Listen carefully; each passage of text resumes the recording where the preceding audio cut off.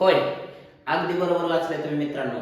कारण उद्यापासून सुरू होणारी जी आपली MHT CET आहे 2026 ची, त्याचा फर्स्ट अटेम्प्ट म्हणजे 11 एप्रिलची मॉर्निंग शिफ्ट.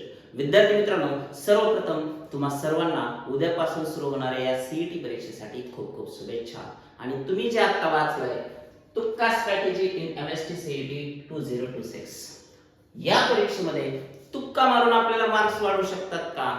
तर निश्चितपणे याचं उत्तर असणार आहे यस. कारण आता मी तुम्हाला कुठली फ्रॉड टेक्निक नाही सांगणार, पण ज्या विद्यार्थ्यांचा अभ्यास झालेला नाही, ज्या विद्यार्थ्यांचा कुठला तरी सिलेबस फिजिक्स केमिस्ट्री मॅथ्सचा इनकम्प्लीट आहे, अशा सगळ्या विद्यार्थ्यांसाठी आणखी एक गोष्ट, आणखी एक जमेची बाजू, जे की तुमचा निश्चितपणे कॉन्फिडन्स वाढवतं. मित्रांनो, आपल्या या प्रत्येक व्हिडिओमध्ये आपलं जे YouTube चॅनल आहे केमिस्ट्री बाय स्वामी सर, या चॅनलच्या माध्यमातून मी तुम्हाला फक्त एक गोष्ट सांगू इच्छितो की आपला कॉन्फिडन्स मित्रांनो कुठल्याही परिस्थितीमध्ये कमी होऊ द्यायचा नाही. आणि त्या कॉन्फिडन्सचा एक पार्ट म्हणून तुम्हाला या व्हिडिओमध्ये मी तुक्का मारून सुद्धा कसे मार्क्स घेतले जाऊ शकतात ते सांगणार आहे. कारण आपल्या MHT CETचं एक वैशिष्ट्य आहे, ते म्हणजे आपल्याकडे निगेटिव्ह सिस्टीम नाही. जशी नीटला निगेटिव्ह सिस्टीम आहे, JEE ला निगेटिव्ह सिस्टीम आहे, तशी निगेटिव्ह सिस्टीम आपल्याकडे नाहीये. मग तुक्का स्ट्रॅटेजी का नाही बरं चालणार?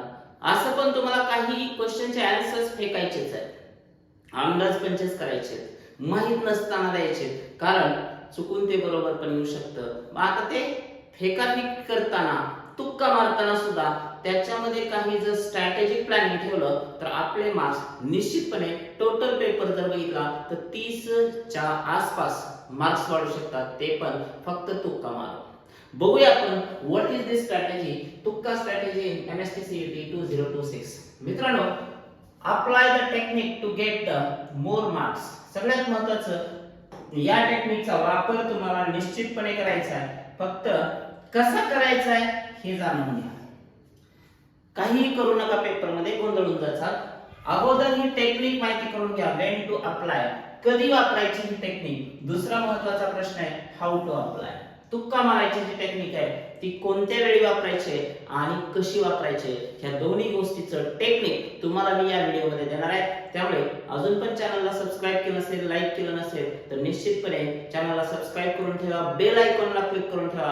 कारण येणाऱ्या 5-6 महिने मी मित्रांनो तुमची सोबत ठेवणार आहे आणि तुम्हाला प्रत्येक गोष्टीचं नॉलेज, कॅप राउंड प्रोसेस असेल, ऍडमिशन काउन्सिलिंग असेल, या सगळ्या गोष्टीची माहिती आपल्या YouTube चॅनलवरती तुम्हाला मिळत असते. So let's continue. पहा, पहिलं आहे व्हेन टू अप्लाय. आता तुम्ही जर पाहिलं when to apply, how to apply, या दोन्ही प्रश्नाचे उत्तर मी देऊ इच्छितो तुम्हाला. सगळ्यात अगोदर व्हेन टू अप्लाय, टाइमचा विषय आहे. सर कधी तुक्का मारायचा? लक्षात घ्या, आपला फिजिक्स प्लस केमिस्ट्रीचा पेपर जो आहे तो 90 मिनिट्सचा आहे मित्रांनो. आणि तुम्हाला क्वेश्चनची संख्या जी आहे ती 100 क्वेश्चन्स आहे. सो ज्या विद्यार्थ्यांनी अभ्यास केलाय त्यांना हा वेळ कमीच आहे, कारण 54 सेकंड्स मध्ये जवळपास फिजिक्सचे 40 न्यूमेरिकल्स आणि केमिस्ट्रीचे 23 न्यूमेरिकल्स हा खूप मोठा पोर्शन आहे. अभ्यास करणाऱ्यांना तर हा पेपर उरकतच नाही. त्यामुळे तुम्हाला काही जण सांगतील की शेवटच्या 10 मिनिटात तुक्का मारा, तर मी त्या गोष्टीच्या विरोधात आहे. तुक्काच जर मारायचा आहे, फेकाफेकीच करायची आहे, तर टेक्निक तर वापराच, पण कधी करायची तर रनिंग पेपर मध्येच करायची.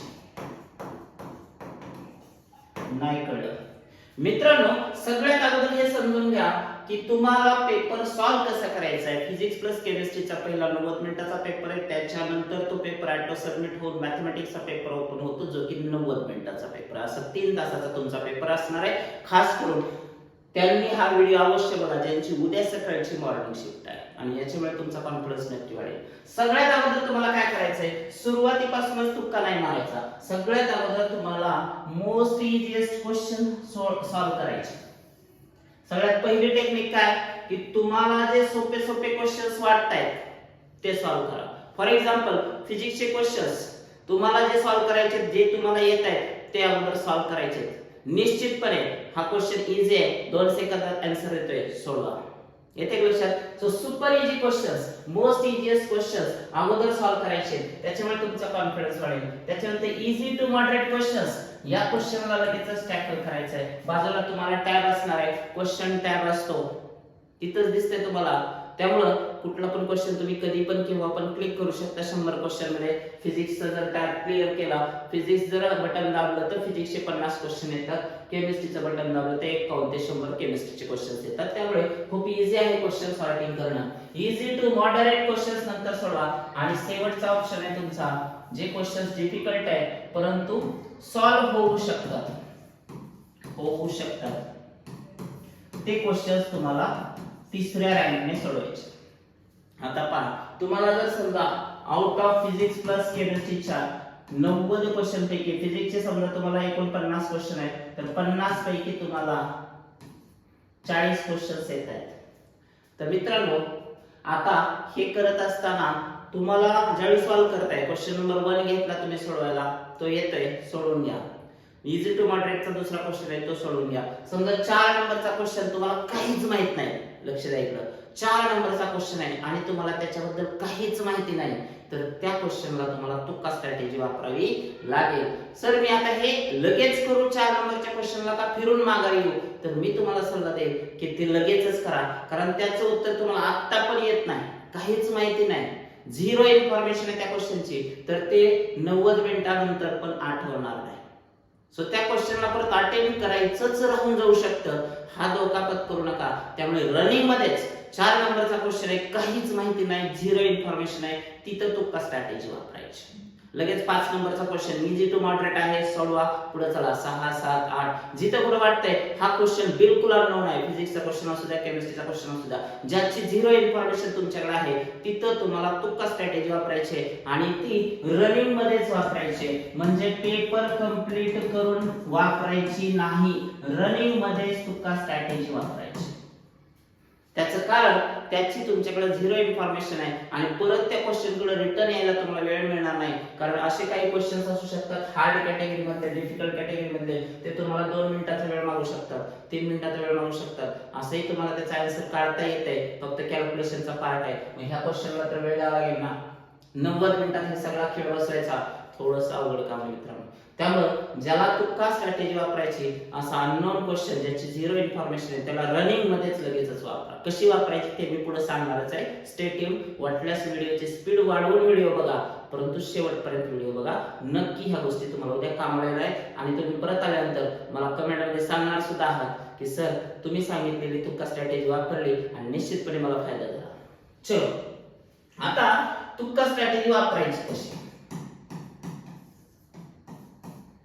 मित्रांनो, सगळ्यात पहिल्यांदा तर लक्षात ठेवा, ज्या ज्या क्वेश्चनला ऑल ऑफ अबोव आहे किंवा बोथ ए अँड बी आहे, या 2 कॅटेगरीच्या क्वेश्चन मध्ये 100% हे जर ऑप्शन्स असतील, कुठं डी मध्ये जनरली हा असतो ऑल ऑफ अबोव किंवा बोथ ए अँड बी, तर असा ऑप्शन आला तर तोच ऑप्शन तुमचा असतो, भले तुम्हाला क्वेश्चनची झिरो इन्फॉर्मेशन असू द्या.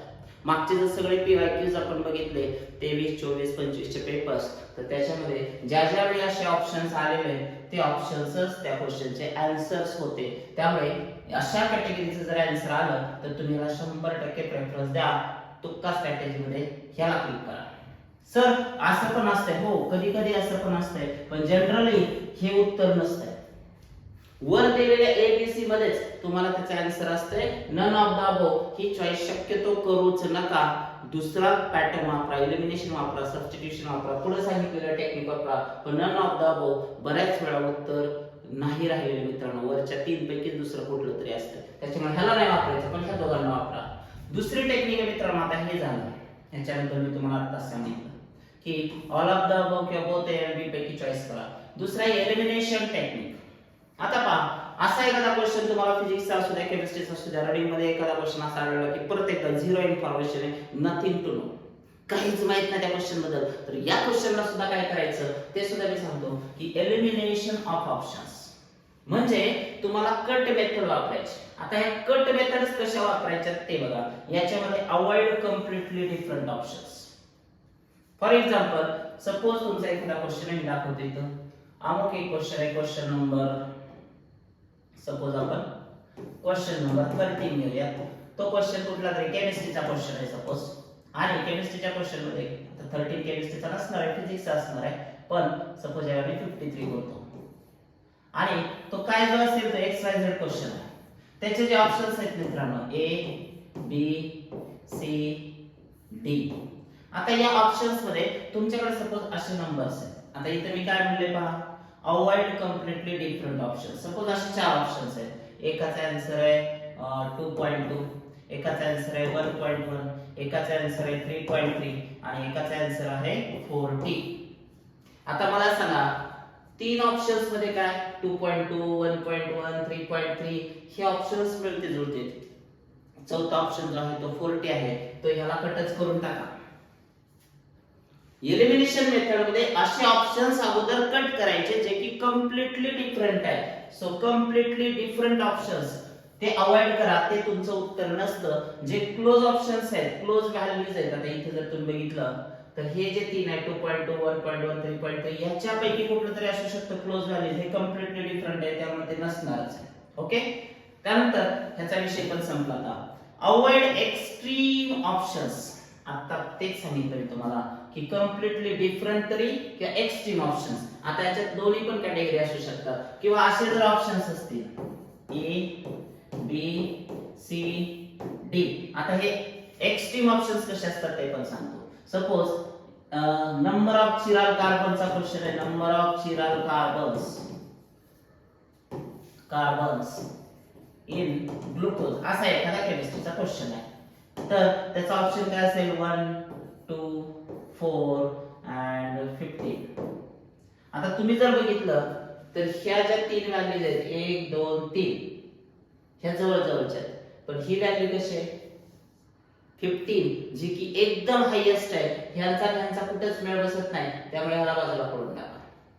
So extreme options, completely different options ज्याचा कुठे ताळमेळ नाही ते बाजूला काढायला शिका. ते तुम्हाला एलिमिनेशन टेक्निक मध्ये वापरायचं आहे. Completely different options, avoid extreme options. आता एक्स्ट्रीम ऑप्शन्स मध्ये अजून एक गोष्ट येते मित्रांनो, ती कुठली आहे ते पण सांगतो. एक्स्ट्रीम ऑप्शन मध्ये सपोज जर समजा ऑप्शन्स मध्ये तुमच्या असं पण असू शकतं, कधी कधी दाखवतो मी तुम्हाला.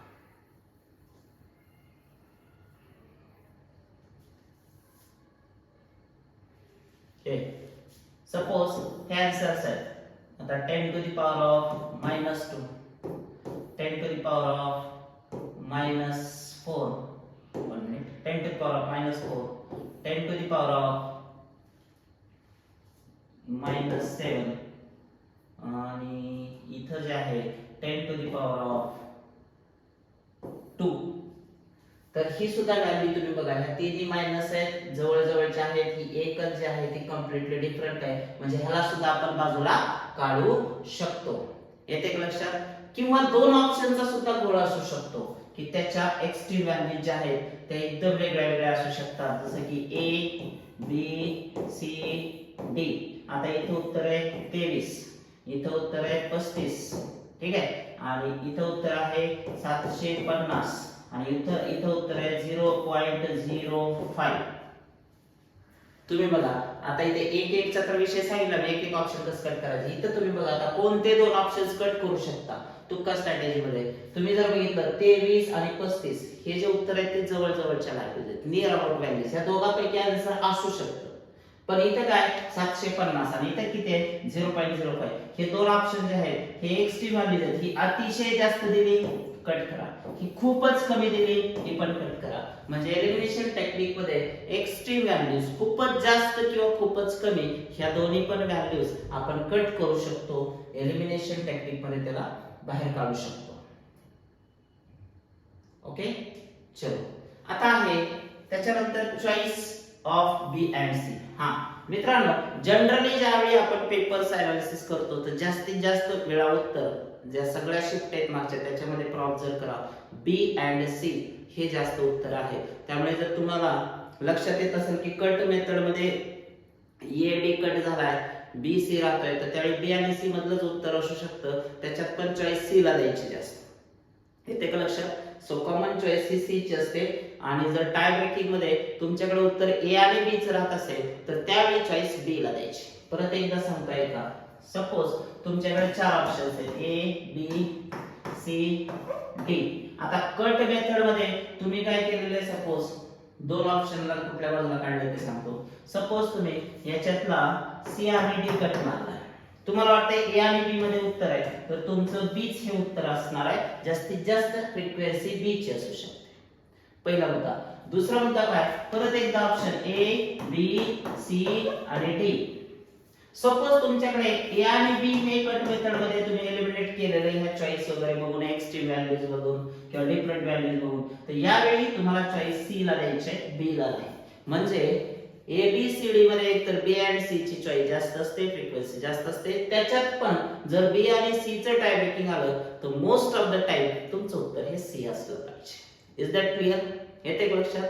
किंवा तुम्हाला जर सी आणि डी मध्ये पण चॉईस करायचं झालं तर ऑप्शन सी ला चॉईस करायचं.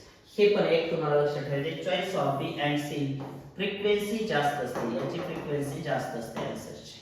त्यानंतर remove highest and lowest values. आता सांगितलं मी तुम्हाला की हायेस्ट आणि लोएस्ट व्हॅल्यूज सुद्धा मित्रांनो तुम्हाला काय करायच्यात, बाजूला काढायच्यात. की ज्या जास्तीत जास्त वेगळ्या व्हॅल्यूज आहेत, खूप जास्त आहेत, जवळच्या उत्तरातल्या नसून लांबच्या व्हॅल्यूज असतील तर त्यांना पण तुम्हाला बाजूला काढायचं आहे. सो ही अशी टेक्निक, आणि जी की तुम्हाला चालू मध्ये वापरायची. शक्यतो ही टेक्निक तुम्हाला फिजिक्स आणि केमिस्ट्री मध्ये वापरता येऊ शकते. मॅथमेटिक्स मध्ये तुम्हाला कामच करावं लागेल, तिथं कधी कधी व्हॅल्यूज खूप डिफरंट असतात, कुठलं ऑप्शन येऊ शकतं सांगता येत नाही. सो फिजिक्स केमिस्ट्री मध्ये मात्र ही टेक्निक चालू शकते. सो तुम्हाला उद्याच्या पेपरसाठी खूप खूप शुभेच्छा. जाताना तुमच्या हॉल तिकीट सोबत घेऊन जा. हॉल तिकीटला फोटो लावा, हाताची स्वच्छता ठेवा, कुठल्या प्रकारचं पेंट कलर्स हाताला राहू देऊ नका. ड्रेस कोड सिंपल ठेवा मित्रांनो. मास्किंग वगैरे चेहऱ्याला काही करू नका, तिथं बायोमेट्रिक होणार आहे तुमचं. आणि हो, मॉर्निंग शिफ्टच्या विद्यार्थ्यांनी 7:30 ला सेंटरवर राहायचं, कारण 9 ला तुमचा पेपर चालू होत आहे. 7:30 ते 8:30 गेट क्लोजर टाइम आहे. गेट क्लोजर टाइमच्या 8:30च्या आत तुम्हाला तिथे पोहोचायचंय. तुमची काही इन्फॉर्मेशन त्यांना द्यावी लागत असते, त्यामुळे तुम्हाला गेट मध्ये गेलं की लगेच सेंटर मध्ये सोडणार नाही. तुमची काही पूर्व तपासणी तिथे होणार आहे, क्रॉस व्हेरिफिकेशन तुमच्या इन्फॉर्मेशनचं होणार आहे, तुमचं हॉल तिकीट बघितलं जाणार आहे. त्यामुळे तिथं सेंटरला तुम्हाला अर्धा एक तास अगोदर पोहोचायचं आहे, गेट क्लोजर टाइमच्या अगोदर. दुसरा मुद्दा, आता परीक्षेत तुमची दुपारच्या शिफ्टचं पण तसंच आहे. 2 वाजता तुमची शिफ्ट आहे, पण त्याच्या अगोदर 1.5 तास म्हणजे 12:30 ला तुम्ही काय पाहिजे, तिथं गेटवरती पाहिजे मित्रांनो. त्यामुळं उद्याच्या पेपरला सर्वांना खूप खूप शुभेच्छा. 11 एप्रिलच्या तुमच्या शिफ्ट कशा राहतील हे मला निश्चितपणे कमेंटमध्ये सांगा. आणि केमिस्ट्रीचा पेपर सुद्धा तुम्ही खूप छान सोडवणार आहात, कारण तुम्ही सर्व व्हिडिओज आपले पाहिलेले आहेत PYQचे.